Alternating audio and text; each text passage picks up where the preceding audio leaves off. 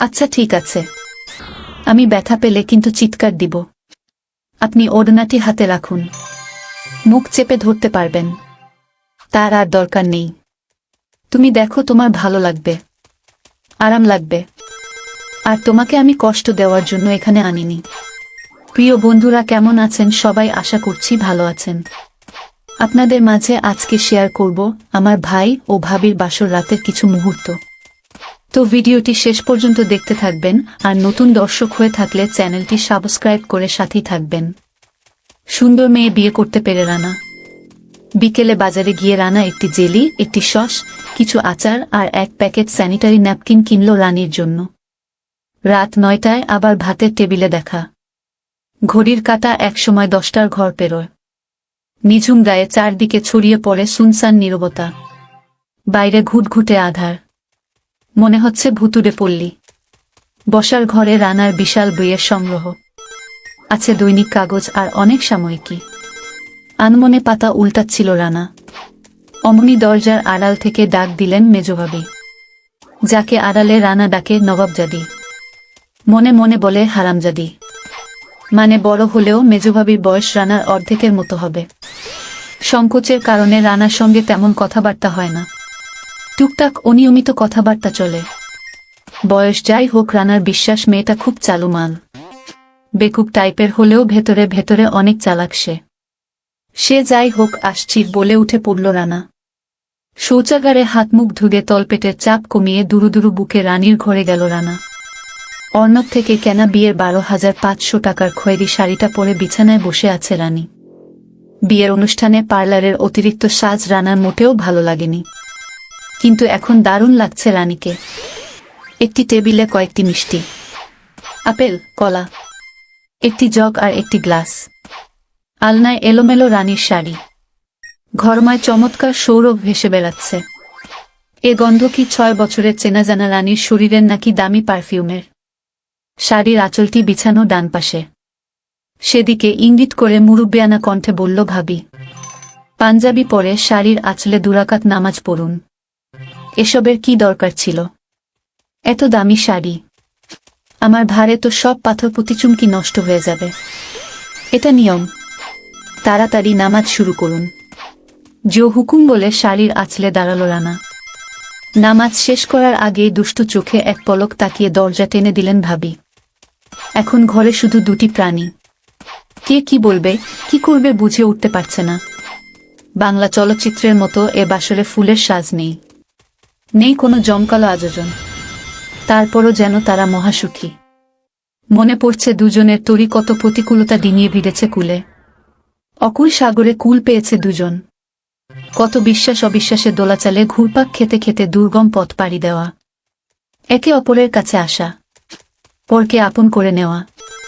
কত অপর প্রহর গুনেছে এই মুহূর্তের জন্য।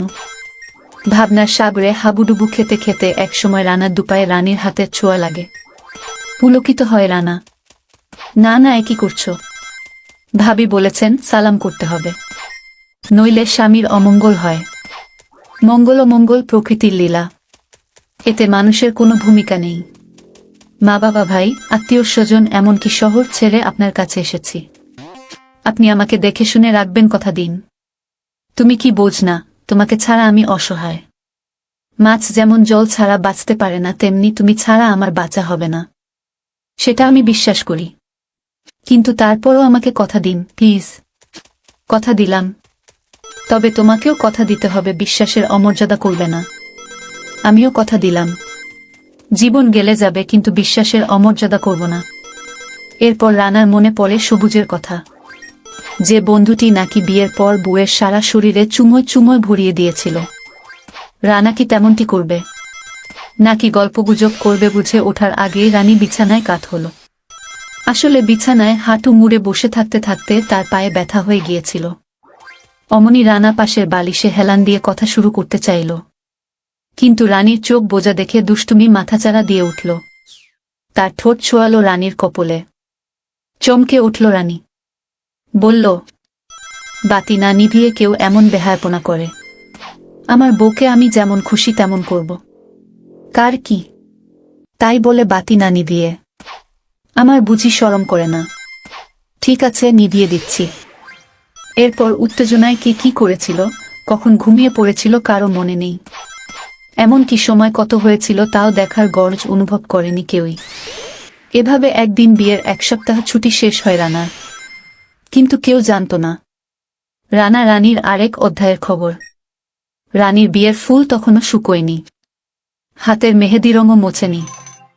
বাসর ঘরের স্বাদ বলুন আর স্বাদই বলুক খুঁজে পায়নি তারা। রানা অবশ্য বহু কাকসিত অচেনা পথটি খুঁজে পেতে কম চেষ্টা করেনি।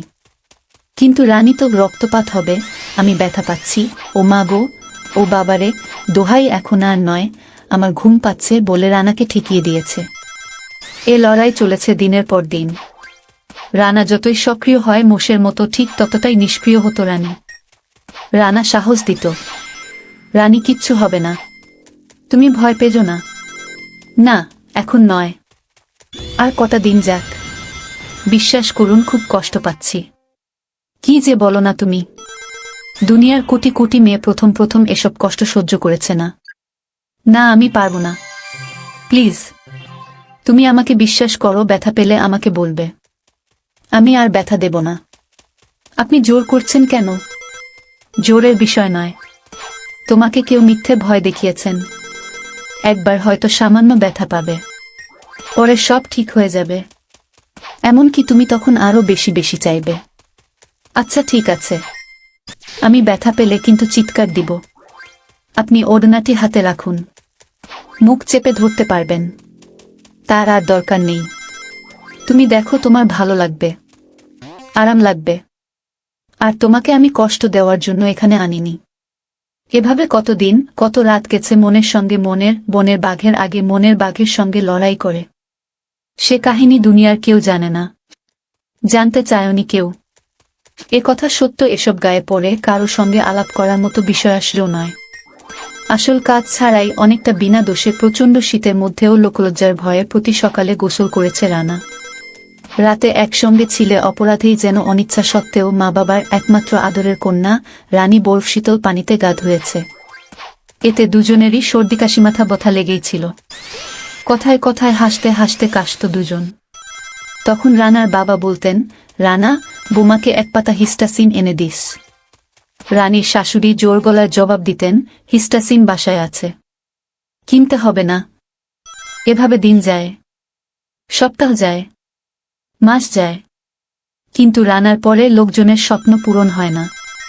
তারা দেখেন রানীর ঘরে এলোমেলো প্যাকেটে স্যানিটারি ন্যাপকিন। তারা দেখেন রানীর শরীরে কোনো পরিবর্তন হয়নি। রানীকে শুনিয়ে শুনিয়ে শাশুড়ি পাড়া প্রতিবেশীদের বলেন, দোয়া করবেন যেন রানার ছেলে হয়। পাড়া প্রতিবেশীরা শাশুড়িকে দেখলেই বলেন, শেষ বউয়ের কি খবর। এসব শুনলে রানীর মাথা আলুথালু হয়ে যায়। অল্প বয়সে বিয়ে করা উচিত নয়, অল্পতে পোয়াতি হলে বিপদ। অনেকে প্রসবের সময় মারা যায়। হরহামেশা এসব টেলিভিশনে দেখাচ্ছে, কিন্তু সমাজে এর খুব বেশি প্রভাব পড়ছে কই? মনে কষ্টের দলা পাকে, বুকে কলজেটা মোচ মারে। কাকের কাকা রবে শিহরিত হয় রানী। দিন যায় রাত আসে, কখনো একা থাকার জ্বালা, আবার কখনো পরের খোঁচার যন্ত্রণা। তিলে তিলে শেষ হয় রানীর মুখের হাসি। চিন্তার বলিরেখা দেখা যায় তার সুন্দর কপলে। কৃষ্ণ তিলকের মতো তার মুখে দেখা দেয় ব্রণ। খেতে ইচ্ছে হয় না, কথা বলতে ইচ্ছে করে না। এভাবে বেঁচে থাকা দায়। এক জীবনে এমন দুঃখ পাবে তা রানীর ধারণাতেই আসেনি। তার সব স্বপ্ন আজ দুঃস্বপ্নে পরিণত হয়েছে। আশার কথা, এখনো রানীর প্রাণের মানুষটি তো আপন হয়ে আছে। জোর জবরদস্তি তো আর করছে না তার উপর। শীতি ছেলে বলেই হয়তো 2-2.5 মাস ধৈর্য ধরেছে, নইলে বাঘ কি হরিণ শিকার করে মাংস না খেয়ে দূরে সরে যায়। খারাপ মানুষ হলে কবেই রানীর সব ফাটিয়ে ফেলত। এমনকি প্রবাসী স্বামী হলেও রানী এমনভাবে রেহাই পেত না। বিয়ের প্রথম রাতেই বাসরঘর সাজিয়ে রাখত। তারপর শোনা যেত খাটের খ্যাচ খ্যাচ শব্দ। বান্ধবীরা বলতো, অনেকে তো নাকি দিনেও ছাড়ত না বুদের। এসব ভাবলে বলা যায় রানী সঠিক সিদ্ধান্তই নিয়েছে। এটা নিশ্চিত তার স্বামী তাকে বুঝতে চেষ্টা করে। অবশ্য বড়লোক ঘর এসেছিল রানীর জন্য, কিন্তু বড় লোকের ঘরেও তো সুখ নেই। টাকার খেলায় কত নারী অসহায় হয়ে পড়েছে তার কোনো হিসাব নেই। কেউ কেউ আভিজাত্যের গৌরবে মদ খেয়ে মাতাল হয়ে বাসায় ফেরে, কেউ কারণে কারণে বউ কিলিয়ে সুখ পায়, আবার কেউ বস্তিবাসীর মতো 4টি বিয়ে করে দাসীর মতো ব্যবহার করে। মৌমাছির মতো এক ফুলের মধু খাওয়া শেষ হলে আবার আরেক ফুলের সর্বনাশ করে। নিজের চোখেই তো কত দেখেছে। সংসার বড় কঠিন জিনিস, দুনিয়াটা বড় আজব জায়গা। এখানে কখন কি হয়, কি হতে কি হয় বোঝা বড় দায়। না আর ভাবতে পারে না রানী, কপালে যা আছে তাই হবে। অথচ বিয়ের আগে কত স্বপ্ন বুনেছিল তারা, কত আনন্দ আর হইচি হবে, রাশি রাশি কত হাসি ছড়াবে, মনে রাখার মতো কত গান গুনগুন করবে। শুভাকাঙ্ক্ষী স্বজনদের আদর সোহাগ আর হোডরে আলোকিত হবে চারপাশ। মধুচন্দ্রিমায় যাবে দূরে কোথাও, যেখানে মায়ের শাসন থাকবে না, শাশুড়ির চোখ রাঙানি থাকবে না, শুধু থাকবে শর্তের বিকেলের নীল আকাশ, সাগরের নীল জল, পাহাড়ের মতো উঁচু ঢেউ, গহীন বন। আর থাকবে রানা। ভাবনার সঙ্গে বাস্তবের যে ফারাক তার সমীকরণ জানা ছিল না রানারানীর। শুধু ভালোবাসা দিয়ে সুখ ও শোকের মরীচিকার মতো এ দুনিয়ায় বেঁচে থাকা যায়। কোনো পথে গেলে মুক্তি মেলে, সেই পথের খোঁজ কে দেবে এ দম্পতিকে? কে দেবে তাদের সুখের ঠিকানা যেখানে কোনো বিড়ম্বনা নেই?